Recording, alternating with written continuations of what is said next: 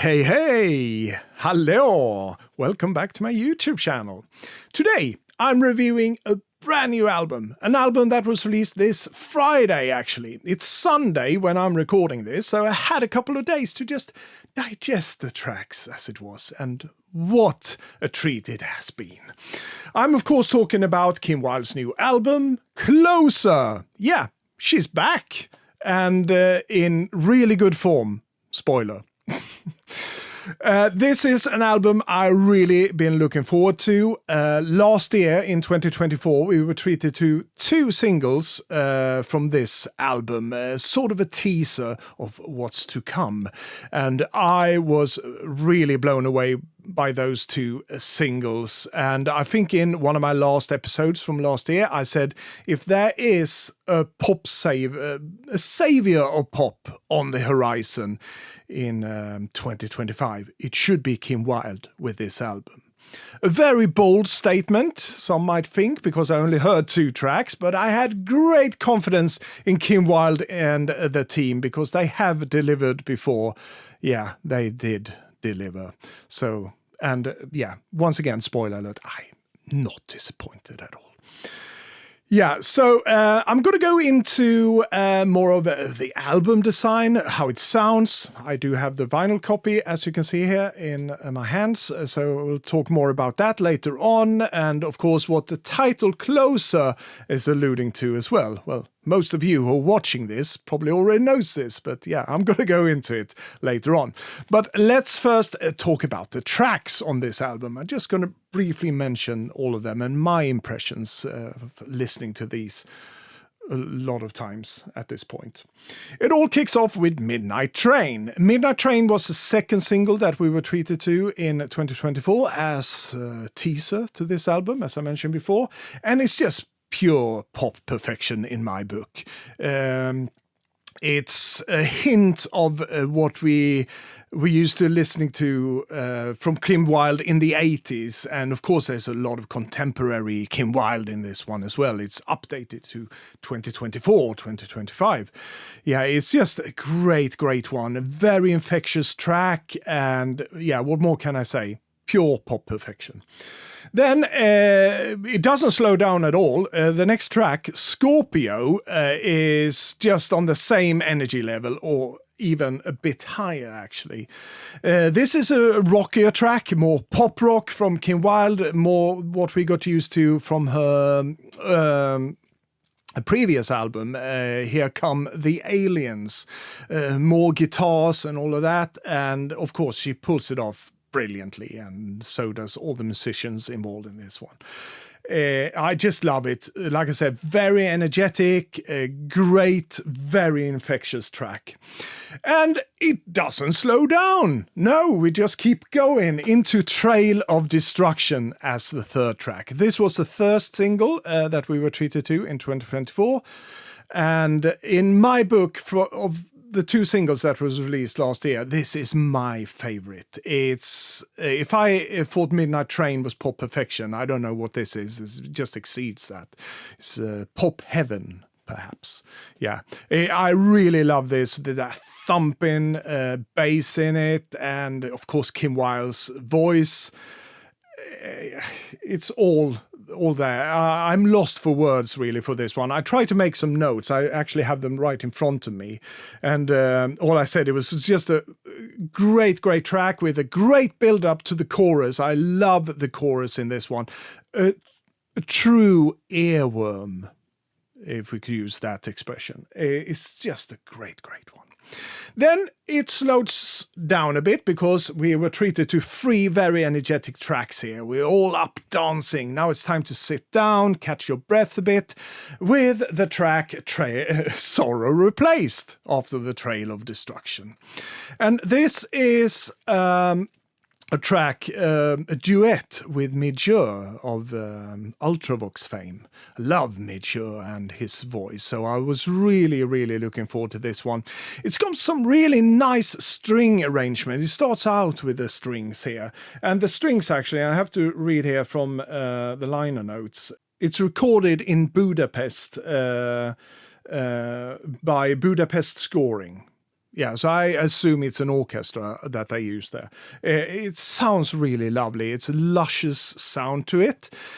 But I have to be honest here. It was one of those tracks I was really curious about because it's a duet with the great Midge, right? Yeah, so what a combination. Kim Wilde and Midge.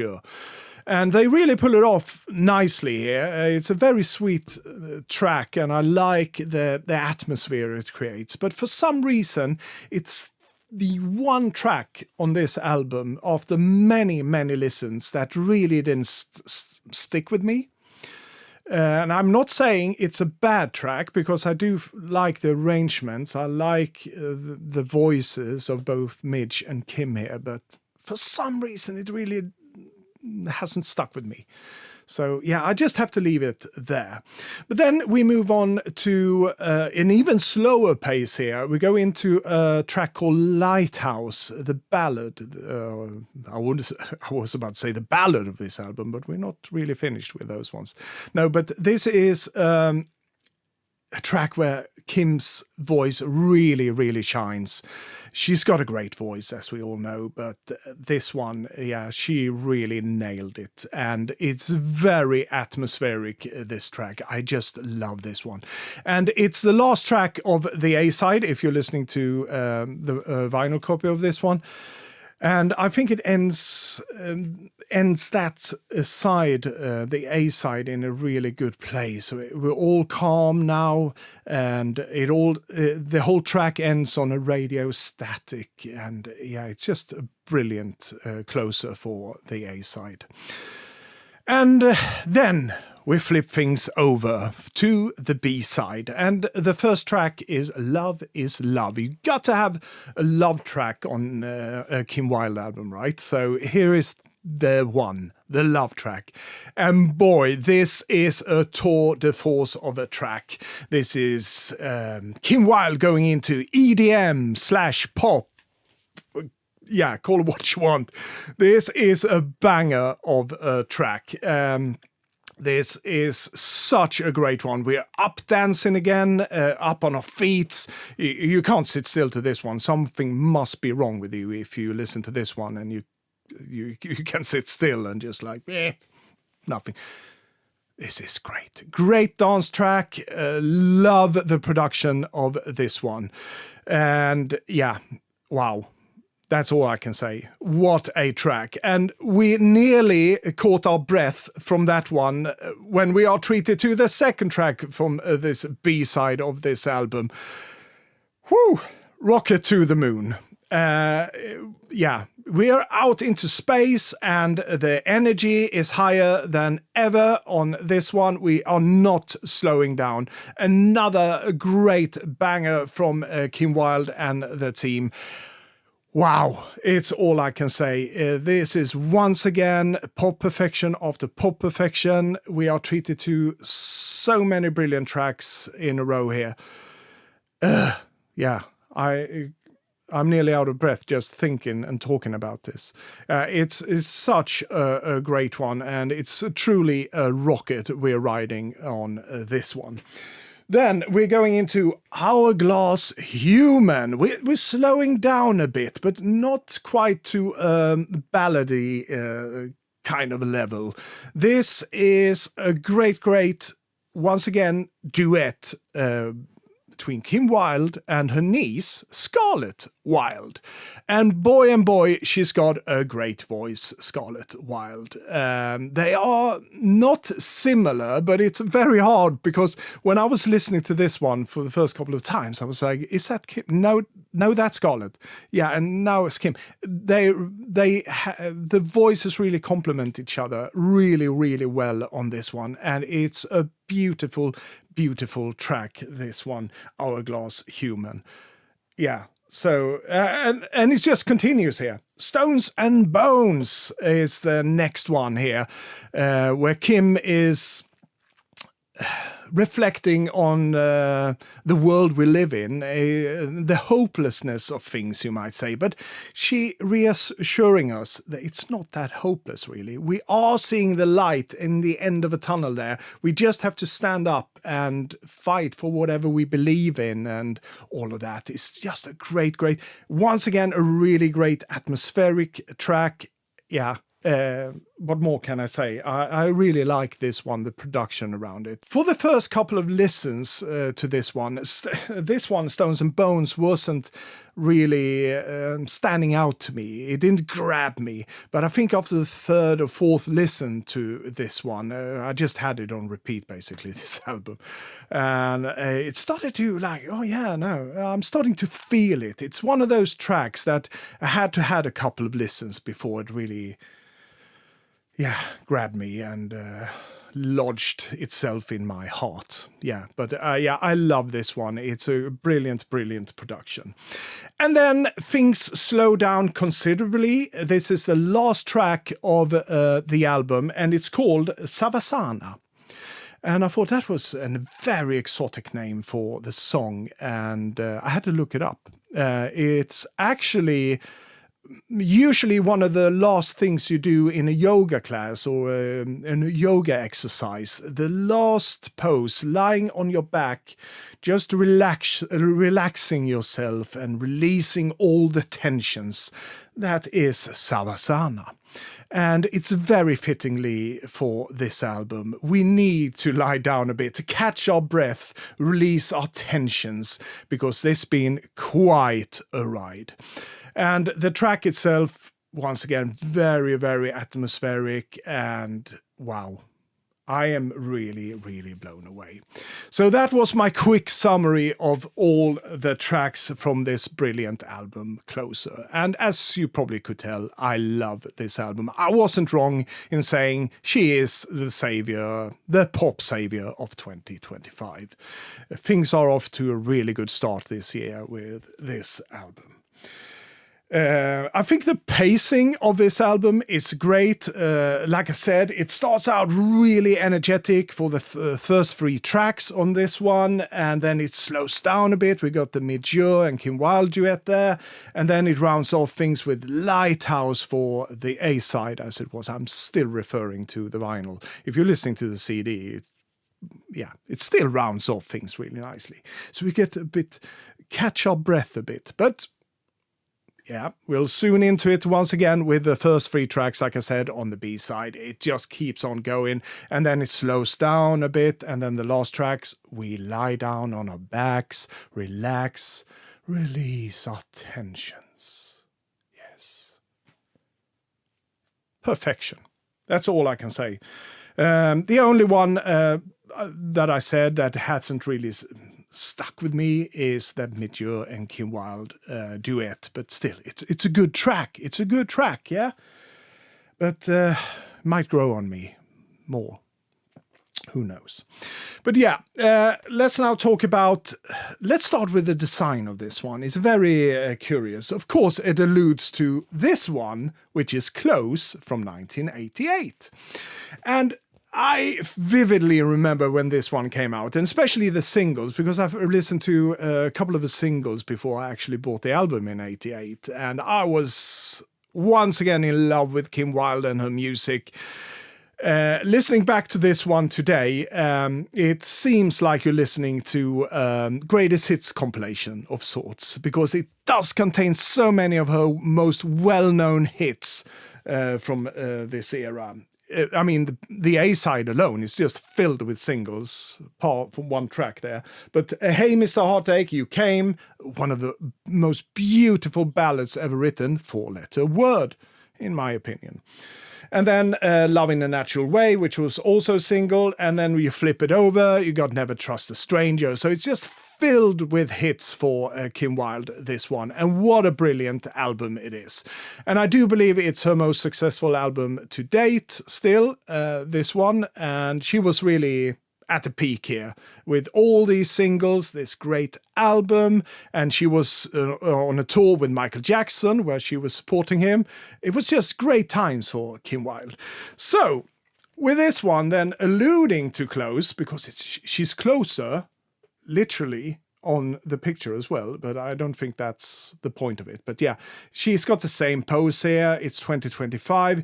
You might expect, yeah, this is just a follow-up album. We're going to be treated with pure 80s pop here, but that's not really the case. There are some elements of the 80s Kim Wilde in this one. But it's still a very contemporary sound, I would say. She is moving forward, and we've been seeing that for the last couple of albums, especially Here Come the Aliens, as I mentioned before. I think she's progressing, she's trying some new things, and this time around they said, well, let's, Close was really popular. Let's do a follow-up to that one, but with the sounds of 2024 or 2025. And that's exactly what they have been doing here. I love the production on this one. They are looking back, but it's not just pure nostalgia here. It's just new Kim Wilde. That's all I can say. So I love the hint of close here. Is this being closer? Back to pop roots, perhaps, you could say. And then on the back, we are treated with this. A lot of text here with all the musicians, of course, and a nice picture there of Kim Wilde, tinted in green, as you can see, track listing, cover photography, credits, and all of that. And inside, we are treated with this. I always appreciate when they print the lyrics on the inner sleeves, which they have done here, and all underneath all the lyrics we could also see who were the musicians on the different tracks, so forth and so on. I do appreciate that, and it's a really stiff cardboard ones as well, not flimsy at all. I really love it, and I don't think the camera can really pick it up, but you can see some faint gray lines here. We actually have that portrait of Kim here in the background as well, so there's some nearly hidden information in here. Yeah, I really like the design of that one. But something that perplexed me a bit about this one, something that we usually get with a record, is writing credits on this one. Because I wanted to mention it on this one, because it does say produced by Rick Wilde here, her brother, of course, that's been instrumental in most of her records as a producer and a writer as well. So I was a bit curious who wrote all these songs. So I couldn't find it here, but I was surely it must be here, but it's not. All we get treated to here are who were the musicians and background vocals and so forth and so on. And I really, really looked. I'm sure I haven't missed it because I've read this over and over again. So I had to turn to Spotify, actually, because you can bring up the credits for each song, and they are credited there. So mostly it's Ricky Wilde who penned these. Some of them, Ricky and Scarlett, the niece of Kim, the daughter of Ricky. And the third track, for example, Trail of Destruction, we have Darren Gilbert, Kim, Ricky, and Scarlett. So what a team there. But yeah. And then track 6, Love is Love, is actually Kim, Ricky, Scarlett, and Steve Anderson. And it does say, like I said here, produced by Ricky Wilde, but that track, the brilliant Love is Love, is actually produced by Steve Anderson. Yeah. So there you go. And it does say that on this one, but the writing credits are not here. I find that a bit odd. It doesn't bring down the record in any shape or form. I just found it really, really strange. Yeah, so enough about that. Love the design. And how about the sound? I opted in for the black vinyl, the classic black one. Cherry Pop, Cherry Red, I would say, is the ones who released this one. They always bring the goods, so to speak. They're really good on releasing stuff like this, and it sounds really good. I think the pressing of this one is great. The mastering of this one also stellar.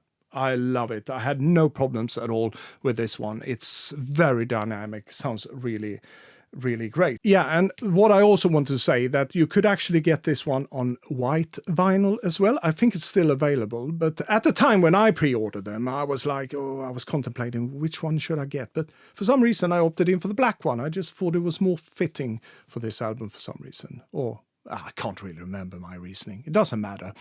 I'm usually a sucker for colored vinyl, but in the end, I'm not going to sit here staring at the disc spinning on my turntable. I'm here for the music, for the listening pleasure, and you will get that in any way, shape or form. If you get it on CD, if you get it on vinyl or colored vinyl, yeah, it's in music, right? So yeah, and what else is there to say that I haven't already said about this one? It is a brilliant one if you haven't picked it up yet. I think this is such a great album. And as I said before, it is truly a great, great start to this year, and hopes for more pop going forward in 2025. More great pop. And we get to see more of Kim Wilde as well. I hope she's going to have, she's already on a tour, I think, or it's just starting. Yeah. But I'm surely going to catch her probably in London at some point in March. Yeah.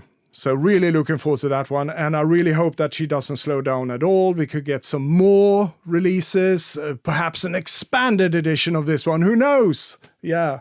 The future looks bright. This was Kim Wilde's Closer.